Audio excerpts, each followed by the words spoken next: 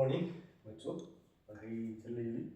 आज इस वीडियो में हम लोग देखेंगे वो है आपका एसिड। आपका जो सिलेबस में फर्स्ट यूनिट जो आपका फर्स्ट यूनिट में एंटी हिस्टामिनिक एजेंट लास्ट वाले वीडियो में आपको बता दिए। उसके पहले हिस्टामिन का पूरा कंप्लीट बता दिया था। एंटी हिस्टामिनिक में H1 एंटागोनिस्ट आपको जो लास्ट वीडियो में अपलोड किया तो उसमें आपने पूरा H1 के बारे में बताया है और आपको अब पढ़ना है H2 और उसके बाद उसमें सिलेबस में दिया हुआ है गैस्ट्रिक प्रोटॉन पंप इनहिबिटर्स। तो एक्चुअली में ये दोनों जो है H2 एंटागोनिस्ट एग्जांपल है सिमेटिडिन, फेमोटिडिन, रेनिटिडिन है और गैस्ट्रिक प्रोटॉन पंप इनहिबिटर्स है ओमेप्राजोल, लेंसोप्राजोल, पेंटाप्राजोल। तो ये सब दवाइयाँ किसमें आप यूज़ करते हैं जब आपको बहुत ज़्यादा एसिडिटी, दोनों रेनिटिडिन एसिलो के नाम से आती है तो वो भी आप जब आपको होता है क्या नाम है एसिडिटी बहुत ज़्यादा होती है।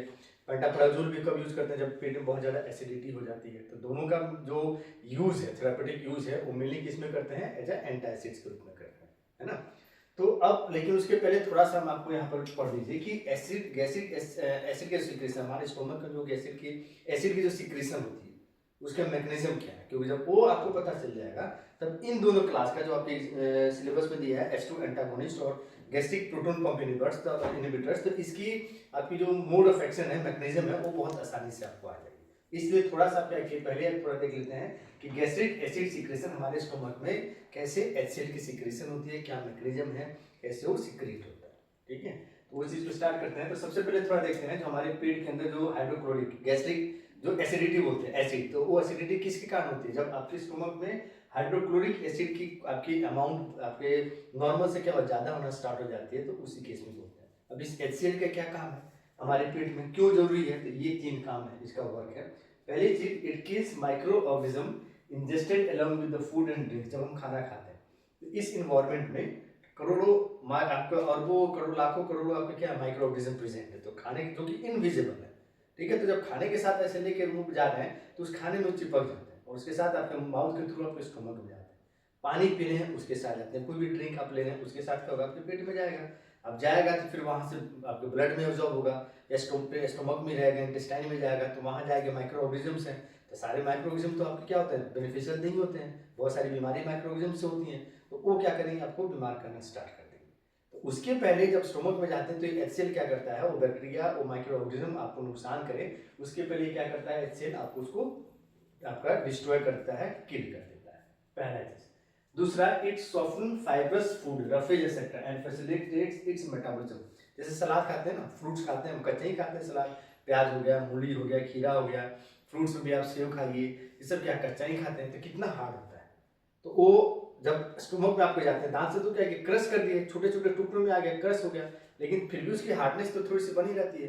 तो स्टोमक में जाने के बाद जैसे पेज होता है ना, ये कागज होता है, ठीक है, ये पेज है, इसको पानी में डाल दो कुछ देर तक बाद, अभी क्या थोड़ा सा हार्ड है लेकिन जब पानी में कुछ देर तक रहेगा जब उठाओगे तो क्या एकदम पल्प टाइप का बन जाता है। ये क्या करते हैं जितने भी हम लोग जो रॉ फूड्स लेते हैं तो रॉ फूड्स के ऊपर इंजाइम डायरेक्टली काम नहीं कर पाते हैं क्योंकि वो बहुत उनकी जो हार्डनेस ज़्यादा होती है। तो ये HCl क्या करता है उस रॉ फूड्स को एकदम कन्वर्ट करता है पल्प में, बहुत सॉफ्ट करता है, पल्प में कन्वर्ट कर देता है, जिससे क्या होती है आपकी एंजाइम जो है बहुत आसानी से उन फूड्स को मेटाबोलाइज कर देता है। ये दूसरा फंक्शन है। और तीसरा क्या है it converts pepsinogen into pepsin that metabolises protein. जो प्रोटीनियस फूड हम लेते हैं तो उसकी मेटाबॉलिज्म माउथ में नहीं होती, माउथ में आपके कार्बोहाइड्रेट की मेटाबॉलिज्म सबसे ज़्यादा होती है।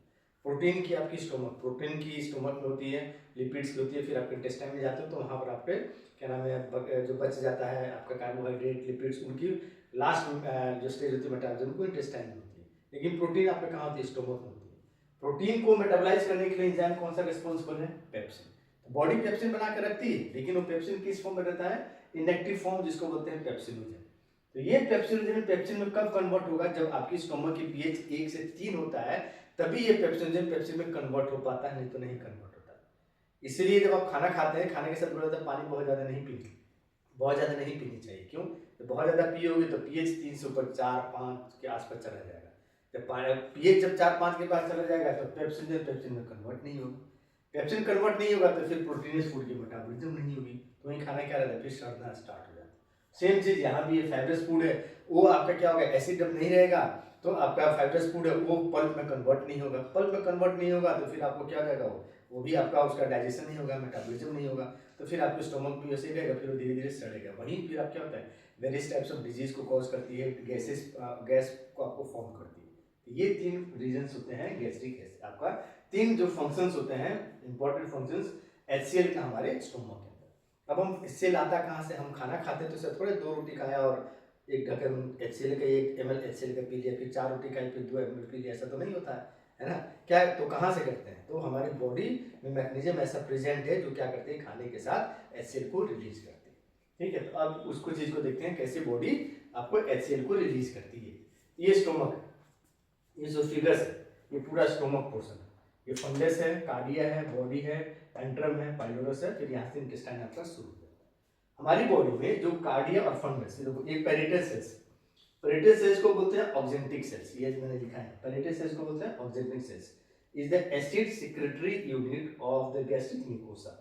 It is epithelial cells located in the gastric gland, found in the lining of cardia and fundus and contain proton आपका H plus K plus ATPase oblique proton pump system oblique hydrogen pump system।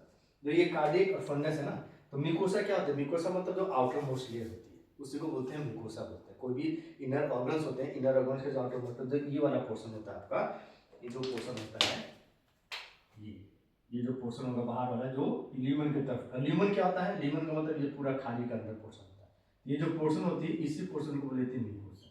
इसी mucosa में epithelial जो sales होते हैं, उसी epithelial cells में आपका gastric gland present रहते हैं, उसी गैस्ट्रिक ग्लैंड के अंदर जब कहते हैं ये पेरिटल सेल्स प्रेजेंट, ये पेरिटल सेल्स प्रेजेंट रहते हैं। ठीक है, अब कैसे रिलीज होती है, फिर उसके बाद एंडोक्राइन सेल्स भी होते हैं। अब जैसे आपने खाना खाया या फिर आपने खाने के स्मेल आपके ब्रेन तक गया, तो जैसे ब्रेन तक जाती है तो ब्रेन से मैसेज आता है, और पहला काम ब्रेन क्या करती है, एसिटाइलकोलाइन की रिलीज करती है, न्यूरॉन से आपके आते हैं। प्लस हमारे ब्लड में गैस्ट्रिन हार्मोन प्रेजेंट रहता है, ये गैस्ट्रिन कभी क्या होता है आपका रिलीज होता है। हमारे इसी स्टोमक में एंडोक्राइन सेल्स होते हैं, ये एंडोक्राइन सेल्स क्या करता है, हिस्टामिन, उसके अंदर हिस्टामिन आपका क्या रहता है, स्टोर होता है। तो जैसे आपने खाने के स्मेल गया, खाना खाया, ब्रेन में गया, एसिटाइलकोलाइन आया, साथ में ब्लड में से गैस्ट्रिन गया, दोनों इस रिसेप्टर के ऊपर क्या करते हैं, गैस्ट्रिन जी रिसेप्टर है, एसिटाइलकोलाइन M3 आपने पढ़ा होगा, एसिटाइलकोलाइन मस्करिनिक और निकोटिनिक रिसेप्टर है, muscarinic M1 M2 M3 4th semester में चीज आपने पढ़ा होगा। ये एसिटाइलकोलाइन करता है M3 के साथ बाइंड करता है, गैस्ट्रिन क्या करता है, G के साथ बाइंड करेगा, और जैसे दोनों बाइंड करेंगे एंडोक्राइन के अंदर जो हिस्टामिन है, ये हिस्टामिन क्या होता है, रिलीज हो जाती है। और रिलीज होने के बाद अब ये पेरिटल सेल्स है, तो आपको बताइए कार्डियक और फंडस में यहाँ पर पेरिटल सेल्स है। अब यहाँ पर देखिए एक एंड में, मतलब इस एंड में आपका, इस एंड में प्रेजेंट है histamine, H2 receptor, prostaglandin, gastrin और M3, ये दोनों चीज आपका रिसेप्टर्स प्रेजेंट है। अब जो एसिटाइलकोलाइन जो ब्रेन से आया, एंडोक्राइन में तो बाइंड किया ही बाइंड किया, इस पेरिटल सेल्स के M3 के ऊपर भी बाइंड किया। ये जो गैस्ट्रिन है यहाँ पर तो बाइंड किया, जो ब्लड में प्रेजेंट है, ये गैस्ट्रिन यहाँ भी आपको बाइंड किया, जो पेरिटल सेल्स है। और जो हिस्टामिन एंडोक्राइन सेल्स रिलीज हुआ, ये आपका बाइंड करता है इस H2। और एक ECL इंट्रोक्रोमेफिन लाइक सेल्स इसको बोलते हैं, जिसके अंदर स्टोमक के अंदर ये सेल प्रेजेंट है और वहां भी स्टोर आपका हिस्टामिन स्टोर रहता है। तो ये भी क्या करते हैं, एसिटाइलकोलाइन गैस्ट्रिन दोनों जगह काम करते हैं, इस सेल्स के ऊपर काम करेंगे हिस्टामिन की रिलीज, इन रिसेप्टर के ऊपर काम करेंगे, आगे का आपको अभी बताते हैं क्या होता है। तो ये हिस्टामिन दोनों, ये हिस्टामिन यहाँ से भी है, हिस्टामिन यहाँ से रिलीज हुआ, एंडोक्राइन के सेल भी हिस्टामिन रिलीज किया, वो भी H2 के साथ बाइंड किया, और ECL सेल के में जो हिस्टामिन निकला वो भी क्या H2 में बाइंड किया। बाइंड करने के बाद आपको क्या होता है, cyclic CEMP dependent pathway start हो जाता है, मतलब सेल के अंदर चेंजेस स्टार्ट होंगे, जो कि साइक्लिक आपका साइक्लिक एडेनोसाइन मोनोफॉस्फेट होता है पाथवे, ये पाथवे एक्टिवेट होता है। ये चीज आपने पढ़ा होगा 4th सेमेस्टर में, सिग्नल ट्रांसड्यूसर मैकेनिज्म पढ़ा होगा, वहां पर ही पढ़ा होगा, cyclic CEMP dependent pathway, calcium dependent pathway, IP3 pathway, ये सब पढ़ा होगा। तो उसमें ये साइक्लिक डिपेंडेंट पाथवे और अल्टीमेट रिजल्ट क्या होता है, दूसरे साइड में, इस साइड में यहाँ पर प्रेजेंट होता है, यहीं पर प्रेजेंट होता है ये जो पोर्शन है, ये देखो, ये मैंने पेरिटल सेल्स, ये lumen of stomach, lumen stomach, जो ल्यूमन का मतलब होता है जैसे कोई भी दो और आपका ऑर्गन है, जो लेयर सेल्स के बीच में जो खाली जगह होती है ना, इसी खाली जगह को बोली जाती है ल्यूमन। तो ये जो पोर्शन है, तो यहाँ पर आपका ये HTP प्रेजेंट है, सोडियम पोटेशियम एटीपेज जिसको बोला जाता है, सोडियम पोटेशियम एटीपेज सिस्टम बोलो या प्रोटॉन पंप सिस्टम बोलो या हाइड्रोजन पंप सिस्टम बोलो, क्योंकि प्रोटॉन को पंप कर रहा है, ये हाइड्रोजन को क्या कर रहा है, पंप कर रहा है। तो ये जब बाइंड करेंगे तो ये प्रोटॉन क्या होगा, ल्यूमन में से सोडियम आएगा, सॉरी पोटेशियम आएगा सेल के अंदर, और यहाँ से फिर हाइड्रोजन कहाँ जाएगा, ल्यूमन, मतलब इस स्टोमक के अंदर H+ का रिलीज स्टार्ट हो जाता है, ये चीज रिलीज स्टार्ट हो जाता है।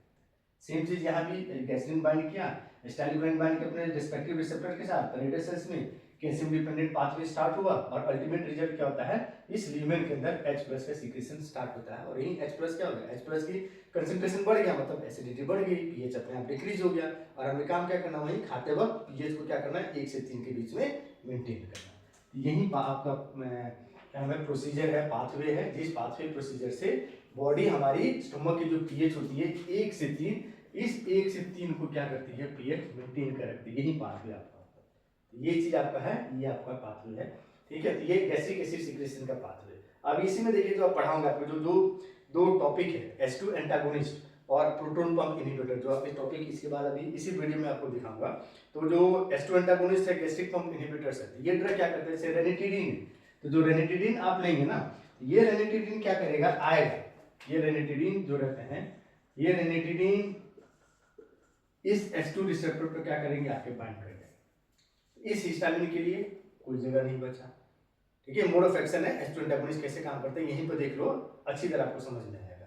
तो ये रेनिटिडीन क्या करता है, इस हिस्टामिन पर आके बाइंड कर लेगा, जब बाइंड करेगा तो हिस्टामिन के बाइंड के लिए कोई जगह नहीं बचेगा, तो जब हिस्टामिन बाइंड नहीं करेगा तो ये साइक्लिक हेवी पाथवे आपका एक्टिवेट नहीं होगा, साइक्लिक पाथवे एक्टिवेट नहीं होगा तो प्रोटॉन पंप एक्टिवेशन नहीं होगा, मींस अल्टीमेटली क्या होगा, प्रोटॉन का जो ये जो एंजाइम सिस्टम है ये एक्टिवेट नहीं होगा, ये एक्टिवेट नहीं होगा तो H+ का सीक्रेशन नहीं होगा।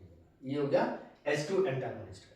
और जो प्रोटॉन पंप है, तो प्रोटॉन पंप क्या करते हैं, जो इसको नाम शॉर्ट फॉर्म में बोला जाता है प्रोटॉन पंप इनहिबिटर्स, पेंटाप्राजोल, आपका ओमिप्राजोल, लेंसाप्राजोल होते हैं, ये ड्रग क्या करते हैं डायरेक्टली इसी के ऊपर, इसी जो प्रोटॉन पंप है इसी को क्या करते हैं इनहिबिट कर देते हैं, इसी के साथ जाके बाइंड कर देते हैं। तो जब बाइंड कर देते हैं तो इनहिबिट हो गया, तो जब बाइंड हो गया तो आपका प्रोटॉन इधर जाएगा नहीं, तो अगेन आपकी एसिडिटी क्या होती है, जो आपका H+ ज्यादा सीक्रेशन के कारण एसिडिटी बढ़ गई, मतलब पीएच आपका घट गया, 1 से 3 आ गया। ये जब ड्रग आप देते हैं तो वो क्या होता है, आपका प्रोटॉन पंप नहीं होगा, प्रोटॉन नहीं जाएगा आपके स्टमक के अंदर, तो एसिडिटी अपने आप क्या कम, मतलब बढ़ते जाएगा, पीएच अपने आप क्या बढ़ेगा, ठीक है। तो यही इसका मोड ऑफ एक्शन है। तो गैसेज सीक्रेशन ये आप एक एक करके देखेंगे, H2 एंटागोनिस्ट एंड देन उसके बाद PPI इनहिबिटर्स, ये दोनों ड्रग इसी वीडियो में आपको देख लेंगे, समझा देंगे ताकि आपको आसानी होगी पढ़ने में, समझने आपको, ठीक है। तो अब देखते हैं H2 एंटागोनिस्ट।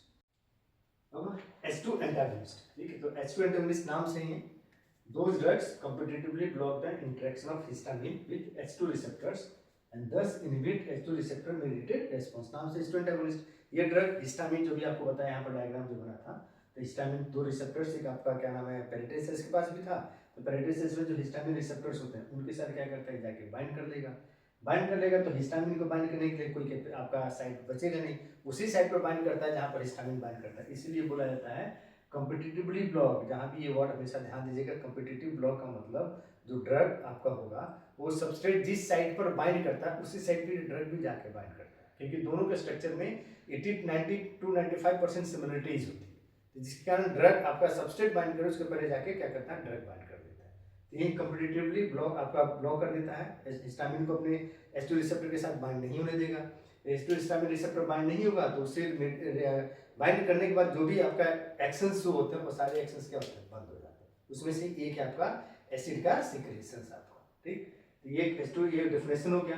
कहाँ कहाँ यूज होता है, तो मोस्टली इसका यूज होता है in the treatment of acid peptic disorders, acidity से जो आपके स्टोमक में पेप्टिक अल्सर है, इससे जो रिलेटेड डिसऑर्डर्स होते हैं उनको ठीक करने के लिए, जैसे हर्ट बर्न होता है ना कि छाती में जलन हो रहा है, हर्ट बर्न उसको बोलते हैं।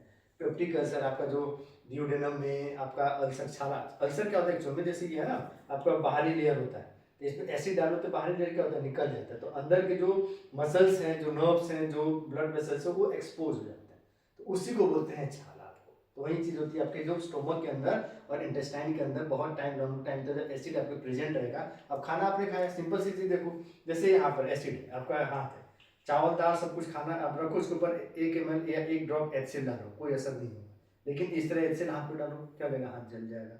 तो सेम चीज होता है, जब आपका खाना आपने खाया, एसिड का सिक्रेशन हुआ, खाना पचा, उसके बाद स्टोमक से कहाँ गया, इंटेस्टाइन में गया, इंटेस्टाइन से वहाँ एब्जॉर्प्शन होती है तो पेट तो आपका खाली हो गया, अब वहाँ एसिड रहेगा, तो एसिड रहेगा तो फिर वो क्या करेगा, जो म्यूकस लेयर होता है स्टोमक का, उस लेयर को धीरे धीरे क्या करता है, इरोड करना, रिमूव करना वहाँ से स्टार्ट होता है, वहीं फिर आपको होती है उसी कंडीशंस को हो जाती है आपका पेप्टिक अल्सर बनाता है। तो उसको ठीक करने के लिए जो रिंगर एलिसन सिंड्रोम JDS होता है, गैस्ट्रोइसोफेगल डिसऑर्डर्स, ये सब आपके बीमारियां हैं जिस बीमारियां में हम H2 एंटागोनिस्ट का यूज करते हैं आपको ठीक करने के लिए। एग्जाम्पल क्या क्या है, सिमेटिडिन, रेनिटिडिन, फेमोटिडिन, जिसमें रेनिटिडिन सबसे ज्यादा यूज की जाती है। ठीक है, तो ये एग्जाम्पल। अब आ जाओ मोड ऑफ एक्शन, देखो सेम आपको बता दें, मोड ऑफ एक्शन कुछ नहीं, नाम से कॉम्पिटिटिवली जहां हिस्टामिन जाके बाइंड करेगा उसकी जगह उसी जगह पर उसके पहले खुद जाके बाइंड कर लेता, तो हिस्टामिन के बाइंडिंग की कोई साइड बचती नहीं है, ये इसका मोड ऑफ एक्शन हो गया। ठीक है, अब आ जाओ केमिस्ट्री एंड आपका स्ट्रक्चर एक्टिविटी रिलेशनशिप। कोशिश क्या करो, जो भी ड्रग आप पढ़ते हैं ना, जो भी क्लास की, तो क्या करो केमिस्ट्री और साथ दोनों को साथ में पढ़ो। इससे क्या फायदा होगा, एक चीज केमिस्ट्री में क्या लिखना रहता है कि ये न्यूक्लियस प्रेजेंट है, इस न्यूक्लियस के ऊपर ये ड्रग, ये फंक्शनल ग्रुप प्रेजेंट है। ठीक, इतना आपको केमिस्ट्री में लिखना रहता है। और सार में क्या लिखना रहता है, उसी से थोड़ा सा आगे, ये आपका न्यूक्लियस प्रेजेंट है, ये न्यूक्लियस रहेगा तो एक्टिविटी होगी, इस न्यूक्लियस में कुछ भी चेंज करेंगे तो एक्टिविटी खत्म हो जाएगी। इस न्यूक्लियस के फलाने पोजीशन पर, इस पोजीशन पर ये फंक्शनल ग्रुप प्रेजेंट है, ये फंक्शनल ग्रुप रहेगा तो एक्टिविटी होगी, इसकी जगह हम ये रिप्लेस करेंगे तो एक्टिविटी बढ़ेगी या घटेगी, उसमें आपका होता है। तो इसीलिए सार और केमिस्ट्री दोनों को क्या करें, एक साथ को रिलेट करके पढ़ोगे तो दोनों काम हो जाएगा। ठीक है, पहली चीज। दूसरा, सार पढ़ने का सबसे अच्छा तरीका क्या होता है, सार पढ़ने के लिए जो भी ड्रग आप पढ़ते हैं, क्लासिफिकेशन करते हैं ना, तो हर एक क्लास में से 5, ज्यादा नहीं, एक एक, जैसे 8-10 है तो उसमें से सिर्फ 5 या 6 ड्रग के स्ट्रक्चर जो आपके सिलेबस में दिया गया ना, उसके स्ट्रक्चर को याद करें। ठीक है, तो इससे आपको 2-3 फायदा होगा। पहला फायदा क्या होगा, जैसे पहला सेक्शन आप पढ़ते हैं ना, जो आंसर क्वेश्चन पेपर आते हैं, तो ए सेक्शन, तो उसमें आप देखेंगे 10 में से 2-3 क्वेश्चन ऐसे जरूर रहते हैं जिसका रहता है right the structure, mode of action, right the structure, uses, ये 100% रहता है कि right the structure, mode of action, right the structure या यूजेस ऑफ आपका जो भी ड्रग आपका रहता है। तो ये चीज आपका हो गया, स्ट्रक्चर वहां से आ जाएगा। और स्ट्रक्चर से ही सार को याद करो, क्योंकि आपको मैंने क्या बनाया, स्ट्रक्चर एक्टिविटी रिलेशनशिप, तो ये ग्रुप फलाने कंपाउंड के, ड्रग के, इस ड्रग के ये न्यूक्लियस रहेगा, इस पोजीशन पर ये ग्रुप रहेगा तो एक्टिविटी होगी, नहीं रहेगा तो नहीं है। याद करने का देखो यही चीज मेन, एक चीज याद रखा करो कि बेसिक आपका न्यूक्लियस उस ड्रग के अंदर क्या प्रेजेंट है, बस इसको याद रखो और कुछ नहीं। अब इसमें देखो, इसी में आपको समझाते हैं कैसे समझना है। Basic requirement of a compound to act as a H2 receptor antagonist क्या होना चाहिए, कोई भी ड्रग H2 एंटागोनिस्ट की तरह काम करेगा तो क्या क्या होना चाहिए, हेटेरोसाइक्लिक रिंग, 4 कार्बन चेन और ग्वानिडीन आपका यूनिट। इसमें देखो जो आपका क्या नाम है दिया गया है, क्या क्या है, ये देखो, ये जो हो गया, ये सब में यही आपकी हो गई हेटेरोसाइक्लिक रिंग। ठीक है, अब इसमें देखो ये है, ये जो रिंग है ये इमाडाइजोल रिंग है, ये है और आपका क्या नाम है फ्यूरान रिंग, और ये थायजोल रिंग, ये तीनों क्या हो गया आपका हेटेरोसाइक्लिक रिंग हो गया। देन 4 कार्बन चेन, 1 2 3 4, ये देखो है ना, ये 4, ये 4 कार्बन चेन, सेकेंड हो गया। थर्ड क्या, ग्वानिडीन यूनिट, तो ये जो यूनिट होता है ना, ये बच्चे, ये जो यूनिट होता है ये वाला, यही ग्वानिडीन यूनिट होती है, ये जो ये यूनिट होता है ये ग्वानिडीन यूनिट होता है। और साथ में क्या दिया, guanidine unit which EWG electron withdrawing group, CN क्या है, इलेक्ट्रॉन विड्रॉइंग ग्रुप है, NO2 क्या है, इलेक्ट्रॉन विड्रॉइंग ग्रुप है, SO2 NH2 क्या है, इलेक्ट्रॉन आपका इलेक्ट्रॉन विड्रॉइंग ग्रुप, यही सब में प्रेजेंट है। तो यही बेसिक आपका जो रिक्वायरमेंट है, कोई भी ड्रग जो H2 एंटागोनिस्ट की तरह काम करेगा उसमें ये 3 चीज आपको होनी चाहिए, तभी आपको होगा। अब इसमें देखो फिर क्या क्या, अब जैसे दूसरा पॉइंट लिखा है, तो आपका ये बेसिक रिक्वायरमेंट क्या क्या हो गया, heterocyclic ring, 4 carbon chain length, guanidine unit, ये चीज आपको हो गया। ठीक है, अब नेक्स्ट के याद करने का कैसे होगा, देखो जैसे हेटेरोसाइक्लिक रिंग, पहला पॉइंट एक एक पॉइंट करके देखते चलो। तो पहला क्या है हेटेरोसाइक्लिक रिंग, इसमें ये क्या है इमाडाइजोल रिंग है, ये क्या है फ्यूरान रिंग है, और ये क्या है थायजोल रिंग। इसका मतलब हेटेरोसाइक्लिक रिंग 5 मेंबर होना चाहिए, एक पॉइंट हो गया, तीनों चीज क्या है 5 मेंबर है, तो 5 मेंबर हेटेरोसाइक्लिक रिंग होना चाहिए। फॉर एग्जांपल आपका सिमेटिडिन में इमाडाइजोल है, फ्यूरान में आपका रेनिडिन में फ्यूरान है, और फेमोरिडिन में थायजोल है। तो कि फिक्स आपका पर्टिकुलर यही होना चाहिए, इमाडाइजोल ही होना चाहिए या फ्यूरान ही होना चाहिए, थायजोल होना चाहिए, ऐसा नहीं है। नियम आपका रिक्वायरमेंट क्या है हेटेरोसाइक्लिक, और उसमें भी क्या 5 मेंबर हेटेरोसाइक्लिक रिंग होना चाहिए, ये पॉइंट हो गया। तो यही से आपको पहला पॉइंट आपका ऐसे ही बन जाएगा, स्ट्रक्चर से आपको याद हो गया, तो स्ट्रक्चर से याद करो। उसके बाद सेकंड पॉइंट क्या है, देखो 1 2 3 4, 1 2 3 4, 1 2 3 4, तो 4 कार्बन लेते, वही मैंने लिखा है ना, the separation of ring and nitrogen group of guanidine should be equivalent to 4 carbon chain for maximum activity, सब में है ना ये। तो ये रिंग हो गया, ये ग्वानिडीन का नाइट्रोजन रिंग हो गया, ग्वानिडीन का नाइट्रोजन रिंग प्लस ग्वानिडीन।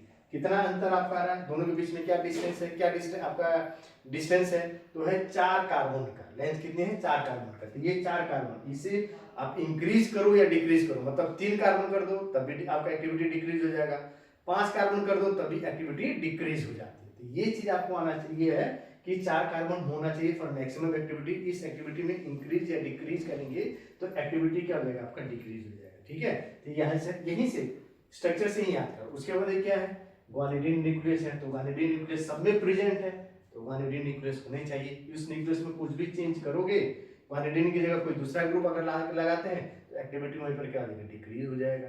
ठीक, उसके अलावा ग्वानिडीन ग्रुप में के साथ क्या क्या जुड़ा है, cyanide, CN, nitro, NO2, SO, NH2। इसकी क्या आपकी नेचर क्या होना, क्या होता है, तो इलेक्ट्रॉन विड्रॉइंग ग्रुप होनी चाहिए।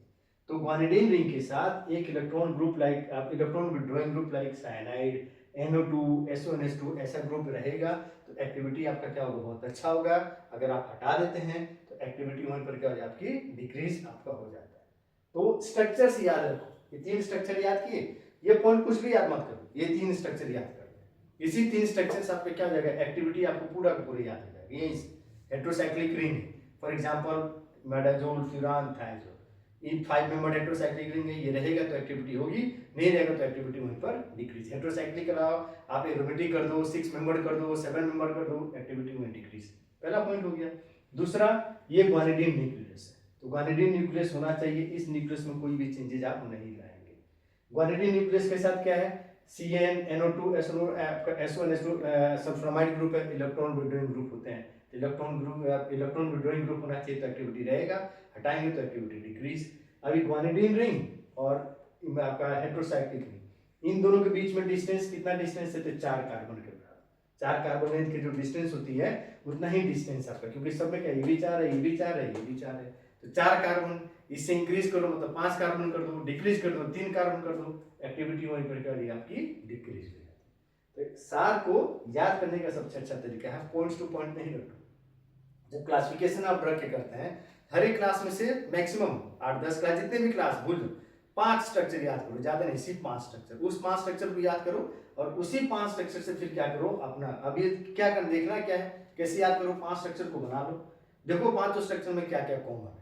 तो सबसे पहला चीज आपका बेसिक न्यूक्लियस हो जाएगा, वो लिखो। उसके बाद क्या क्या चीजें हैं, जो जो क्या क्या चीजें हैं, किस पोजीशन पर प्रेजेंट है, वो चीजें रहेंगी तो एक्टिविटी होगा, नहीं रहेंगी तो एक्टिविटी नहीं होगा। इतना ही सार में लिखना होता है, ऐसे ही याद करो, क्योंकि ये तो सिर्फ एक आपका H2 एंटागोनिस्ट है, छोटा है, इसमें सिर्फ 3 ही 4 है। अभी और आगे जब आप पढ़ोगे बहुत सारे ड्रग ऐसे, इसमें 10 पॉइंट 12 पॉइंट आपके सार में आते हैं, तो वहाँ फिर आप एक एक पॉइंट याद नहीं कर सकते, क्योंकि आपको सार हर एक कैटेगरी की पढ़नी है। तो फिर उसमें आप क्या करेंगे, तो उसमें सबसे अच्छा तरीका यही है कि आप स्ट्रक्चर याद कर दो, 5 स्ट्रक्चर याद कर दो, तो आपको दोनों काम हो जाएंगे। आपको आता ही है, जब क्लासिफिकेशन आती है तो आप मेडिसिन केमिस्ट्री पढ़ रहे हैं, तो मेडिसिन केमिस्ट्री में जब क्लासिफिकेशन आप लिखेंगे तो लास्ट में 4-5 ड्रग का स्ट्रक्चर लिख देते हैं, तो आपकी जो क्वेश्चन की जो वैल्यू है, वो आंसर की जो वैल्यू है, वो थोड़ा सा आपका वैल्यू बढ़ जाता है, तो मार्क्स आपको मिल जाएंगे, पहला चीज।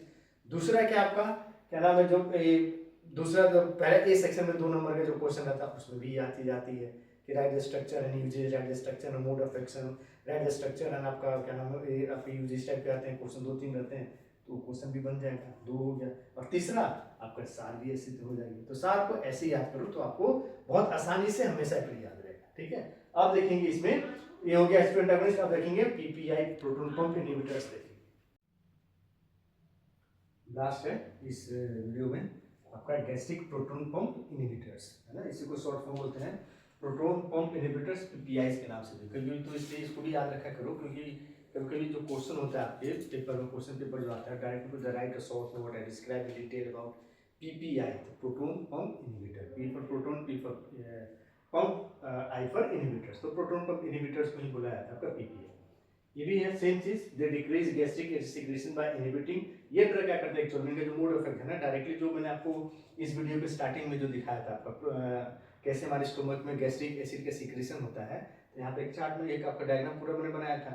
यहाँ पर आपका पेरिडेसिस का ल्यूमेन के साइड के आपका एरिया था, प्रोटॉन पंप था। तो ये ड्रग क्या करते हैं डायरेक्टली उसी प्रोटॉन पंप, जो कि रेस्पॉन्सिबल है आपके ल्यूमन जो पेरिटल सेल्स है, उस पेरिटल सेल्स में से H+ को ल्यूमन में, पेट के जो ल्यूमन है उसमें पंप करने के लिए, पुश करने के लिए जो रेस्पॉन्सिबल है, उसी सिस्टम को क्या करते हैं, उसी एंजाइमेटिक सिस्टम को डायरेक्टली इनहिबिट कर देते हैं। ठीक, तो इसमें जब वही इनहिबिट हो जाएगा, लास्ट स्टेप वही इनहिबिट हो जाएगा, तो आपका प्रोटॉन का पंपिंग नहीं होती, इसलिए इनका नाम आ गया है गैस्ट्रिक प्रोटॉन पंप इनहिबिटर्स होता है। तो उसी एंजाइम सिस्टम को क्या करते हैं, इनहिबिट करते हैं।